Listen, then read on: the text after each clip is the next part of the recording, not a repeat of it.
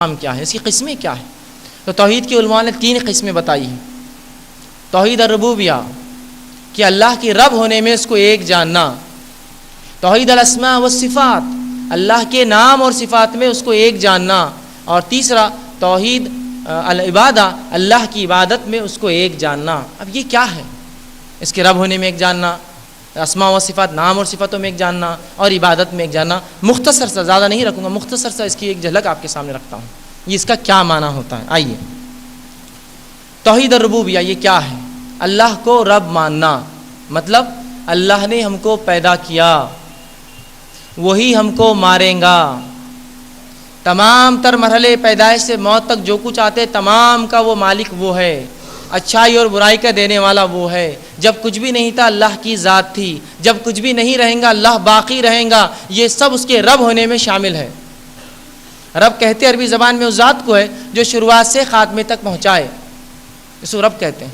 تو اللہ کا رب ہونا، جیسے کہ اللہ رب العزت نے قرآن میں سورہ زمر آیت نمبر 62 میں فرمایا، اللہ خلق کل شیء، کہ اللہ نے تمام چیزوں کو پیدا کیا۔ اسی طرح اللہ رب العزت اپنے رب ہونے کے تعلق سے فرماتا ہے، سورہ صافات کی آیت نمبر 96 میں اللہ فرماتا ہے، واللہ خلقکم وما تعملون، اللہ نے تمہیں پیدا کیا اور جو کچھ تم کرتے ہو یہ بھی اللہ نے پیدا کیا، اسے بھی اللہ نے بنایا۔ اسی طرح اللہ رب العزت نے قرآن نے فرمایا، سورہ تغابن کی آیت نمبر جو ہے 11 کے اندر اللہ فرماتا ہے، وما اصاب من مصیبت الا باذن اللہ، کہ کوئی مصیبت تم تک نہیں آتی مگر اللہ کے حکم سے۔ تو یہ اللہ کا رب ہونا ہے، پیدا کرنے والا، تمام اعمال کا اور تمام مصیبتوں کو دینے والا، اور آخر مارنے والا، اور پھر جلانے والا، اور پھر جنت اور جہنم دینے والا، یہ ہے رب۔ اور ایسا رب اللہ کو مشرکین مکہ بھی مانتے تھے، مشرکین مکہ بھی مانتے تھے، یاد رکھیے، وہ بھی اللہ کو رب مانتے تھے اور جو ہے اس کی اطاعت کرتے تھے۔ دوسری جو ہے توحید کی جو جس کو کہیں دوسرا جو حصہ ہے توحید کا، وہ ہے توحید الاسماء والصفات، اللہ کے نام اور اس کی صفتوں میں اس کو ایک جاننا۔ اب یہ کیا معنی ہے کہ اللہ کے نام اور اس کی صفتوں میں اللہ کو ایک جاننا؟ آئیے اس کو دیکھیں۔ سب سے پہلی چیز تو یہ کہ اللہ کے نام اور صفات ہے، جیسے اللہ کے کتنے نام ہیں؟ 99 نام ہیں اللہ کے، یا بہرحال اس سے زیادہ بھی علماء گنتے ہیں۔ تو اللہ کے 99 سے زیادہ نام اور صفات ہیں، ان پر ایمان لائے۔ اب آپ کہیں گے اللہ کے نام اور صفات پر ایمان یہ کیا ہوتا ہے؟ بہت سی بار یہ معلوم نہیں ہوتا ہے۔ تو یاد رکھیے، اللہ رب العزت نے قرآن میں اپنے ناموں کے تعلق سے فرمایا، سورہ اعراف اس کی آیت نمبر جو 180 اللہ فرماتا ہے، وَلِلَّهِ الْأَسْمَاءُ الْحُسْنَى فَادْعُوهُ بِهَا، اللہ کے لیے بہترین نام اور صفات ہیں، ان نام و صفات سے اس کو پکارو، فَادْعُوهُ بِهَا، ان نام و صفات سے اس کو پکارو۔ تو اللہ کے نام اور صفات کیوں ہیں؟ تاکہ وہ نام اور صفات سے ہم اللہ کو پکاریں، اس سے دعائیں کریں، التجائیں کریں، ہے نا۔ جس طرح سے اگر کسی کو مدد چاہیے تو اللہ کی ایک صفت لے، اگر وہ وسعت چاہتا ہے اللہ کی صفت یا واسع سے پکارے، اور جو اللہ رب العزت سے رحم چاہتا ہے یا رحمان اور رحیم کی صفت سے پکارے، اللہ رب العزت سے مغفرت چاہتا ہے یا غفور کی صفت سے، توبہ کرنا چاہتا ہے یا تواب کی صفت سے، زندگی چاہتا ہے الحی کی صفت سے پکارے، اور اپنے آپ کو یا رزق کشادگی چاہتا ہے یا رزاق کی صفت سے پکارے اس کو۔ یہی اس لیے تو فدعوہ بہا، پکارو اس کے نام اور صفات سے اس کو، یہ اسی کے لیے دیے گئے۔ تو اللہ کے نام اور صفات ہیں، ان نام و صفات سے اس کو پکارنا چاہیے ہمیں، ٹھیک ہے۔ اسی طرح جو ہے اللہ کے نام و صفات کے تعلق سے چند باتیں جان لیں کہ اللہ کو ہم نئے نام نہ دیں، اللہ کو انہی ناموں سے پکارے جن ناموں سے اللہ نے خود کو کتاب میں اور رسول اللہ صلی اللہ علیہ وسلم نے پکارا ہو۔ اپنے من مانے ناموں سے اللہ کو نہ پکارے، یاد رکھیں۔ تو اللہ کو انہی ناموں سے پکارے جو اللہ کی کتاب یا اس کے رسول نے بتائے، اور اپنے من مانے نام نہ دے۔ دوسرا، اللہ کی صفات جو ہے وہ مخلوق کو نہ دے، اور مخلوق کی صفات اللہ کو نہ دے۔ اب آپ کہیں گے اللہ کی نام و صفات مخلوق کو نہ دے، تو بہت سے لوگوں کے نام تو ہم میں جو ہے ہوتے ہیں اللہ کے ناموں پر، تو اگر مخلوق کو نام دیے جاتے ہیں اس کے آگے عبد اگر آدمی ہے تو، مرد ہے تو، اور امت اگر عورت ہے تو، عبداللہ امت اللہ، عبد الرحمن امت الرحمن، اس طرح سے کریں۔ تو اللہ کے نام و صفات ہے اور اس کو نئے نام و صفات نہ دے، اس کے نام و صفات مخلوق کو نہ دے، مخلوق کے نام و صفات اللہ کو نہ دے۔ آپ کہیں گے مخلوق کے نام و صفات اللہ کو نہ دے، یہ کیا ہوا؟ جیسا کچھ لوگوں نے کہا اللہ سوتا ہے، کہ اللہ سوتا ہے؟ نہیں، اللہ تو اونگ بھی نہیں لیتا ہے، تو سونا تو دور کی بات ہے، سونے سے پہلے آدمی اونگتا ہے، تو اللہ نے کہا وہ اونگتا بھی نہیں۔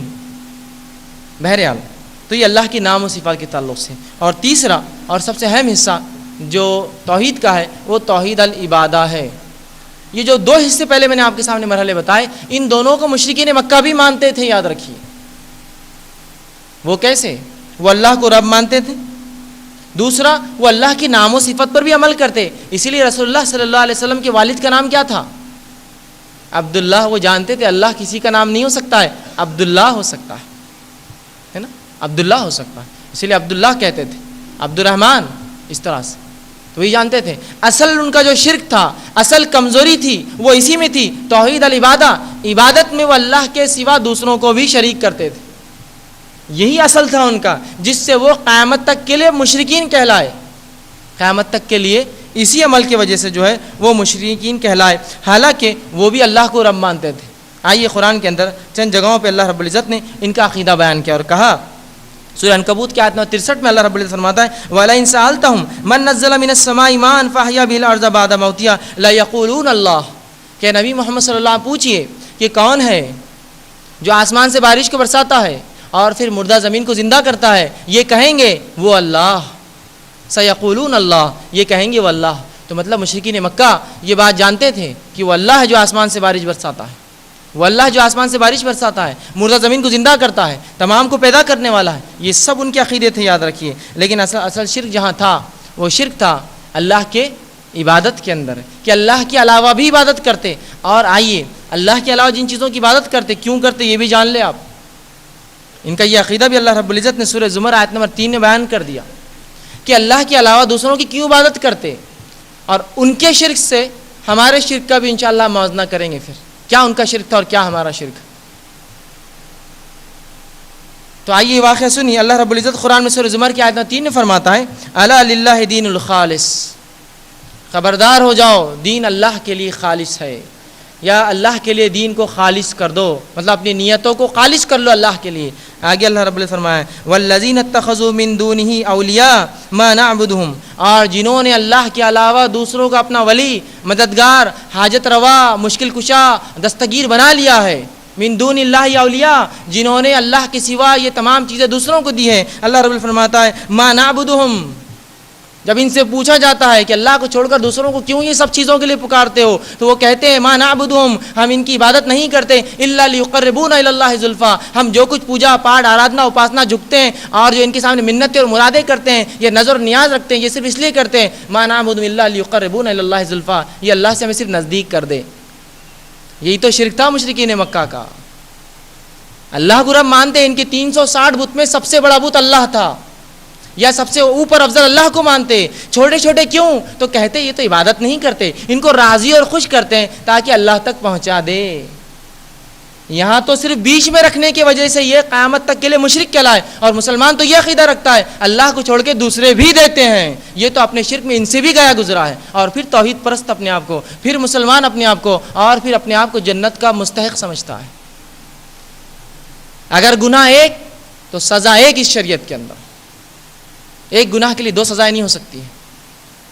تو گناہ ان کا وہ تھا کہ بیچ میں بنا لیے تھے اولیاء، یہ سوچتے تھے کہ ان کے ذریعے اللہ تک ہم پہنچ سکتے ہیں، اور کہتے بھی تھے ما نعبدہم، عبادت نہیں کرتے ان کے الا لیقربونا الی اللہ زلفا، یہ جو کچھ ہم کر رہے ہیں صرف اللہ سے نزدیکی کے لیے ہو رہا ہے۔ آج کا مسلمان بھی کیا کرتا ہے اپنے شرک میں، اپنے عقیدے میں، یہی تو عقیدہ ہے، ہم ان کو نہیں کچھ پوچھتے، ان کے ذریعے اللہ تک پہنچتے ہیں، یہی تو شرک تھا مشرکین کا۔ پھر وہ مشرک کہلائے اس عمل پر اور ہم مومن کہلائے وہی عمل کر کے، کیسے ہو سکتا ہے؟ ایک کام پر 2 لیول کیسے ایک ہی دیا جائیں گا؟ غلط تو غلط اور صحیح تو صحیح۔ کیا اسلام میں آنے کے بعد یہ سب چیزیں جائز ہوگی ہمارے لیے؟ نہیں، جائز نہیں ہوتی، یاد رکھیے جائز نہیں ہوتی۔ تو یہاں جو ہے ان کا شرک اسی قسم کا تھا کہ عبادت میں شرک کرتے، اور یہی شرک کی وجہ سے یہ مشرک کہلائے۔ اور یہ اللہ کے علاوہ جو دوسروں کو پوچھتے وہ صرف اس لیے کہ وہ اللہ سے انہیں کیا کر دیں، نزدیکی دلا دیں، نزدیکی دلا دیں۔ آج مسلمان سے بھی کہا جاتا ہے کہ اولاد ہے تو کس اللہ سے مانگو، تو کہتے ہیں اللہ سے ہی مانگتے ہیں، لیکن کسی کے ذریعے سے تو اللہ سیدھے نہیں سنتا۔ سبحان اللہ، اگر رب سیدھے نہیں سنتا تو پھر کون سیدھے سنتا ہے؟ جس رب کے تعلق سے تم خود کہتے ہو کہ میرے دل کے خیالات وہ جانتا ہے، برے خیال پر اس سے توبہ کرتے ہو، تو وہ رب جب دل کے خیالات جانتا ہے تو کیا تیری دعائیں سیدھے نہیں سنتا؟ جو خیالات کو جانتا ہے تیرے، کیا چاہیے تجھے اس کو معلوم ہے تجھ سے پہلے؟ یہی تو شرک تھا ان کا، وہ کہتے نہیں اللہ سیدھے نہیں سنتا، بیچ میں مرحلے چاہیے، ذریعے چاہیے، اسی شرک کی وجہ سے قیامت تک مشرک کہلائے۔ بہرحال میرا موضوع نہیں ہے، انشاءاللہ وسیلہ اور شفاعت کے موضوع میں اس کی تفصیلات میں رکھوں گا اس عمل کی۔ بہرحال اب آئیے شرک کیا ہے؟ شرک کی قواعد